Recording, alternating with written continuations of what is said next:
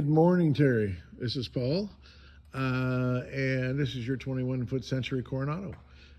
We have the plywood all applied on both sides, and thank you for the payment this week. Thank you very much. We will be, the next step will be pulling the plywood off. Yeah, we kind of laughed yesterday. It's put on, put off, put on, put off. But again, we saved a lot of money by actually forming the planks and steaming the planks and forming them to the bow before the plywood goes on. If we hadn't done that, then we would be making some awkward clamps out of 2x4s and so forth. Like the book, Mr. Dannenberg's book, that's the only thing I disagree with Mr. Dannenberg about, was the clamping system rather than forming your planks beforehand, before putting the plywood on. Now, Dannenberg's a smart guy, and if I ever had a discussion with him about that, I might change my tune. But I believe we saved you a lot of money doing this. So anyhow, and we've done bazillion bottoms this way. So the next step is we'll pull this off. We'll treat all of the plywood with clear penetrating epoxy sealer, and then we will apply the plywood with 5200, and then we spend one day with all hands on deck, literally. Well, not everybody in the shop, but 5 people in the shop will work on applying your new planks.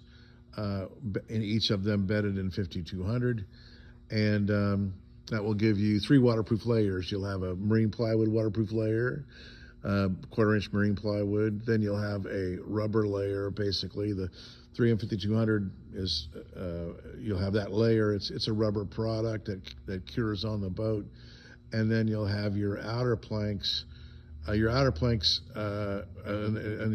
will be your 3rd waterproof layer. You will still carry water in the bilge because water, you have a calibrated leak on your prop shaft, and that calibrated leak is in order to lubricate the prop shaft. You would think if you can tighten your packing up to where you have no water, you would think that a stainless steel shaft versus a rope packing, a fiber packing, you would think that the stainless steel shaft would win, but in fact, the packing wins. It's actually wood fiber. Any kind of fiber is actually highly abrasive. So even soybeans are highly abrasive because of the fiber in the hull on the soybean. I learned that 50 years ago. Working for a soybean processor. Back here you can see all the new frames still. Of course, you got all new frames throughout the boat. You've seen that before, but that's your new transom bow. And then for anybody else that's looking, we're going to be doing a transom bow on this boat that I forgot to mention to the owner. Hopefully he'll look at this video of this one. But at any rate, and your transom posts, we had to repair rot in the transom posts. That's all done now.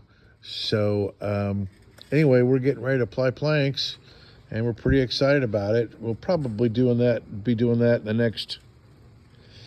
Won't be this next week, probably the week after that we'll be doing that and getting that wrapped up. Thank you very much.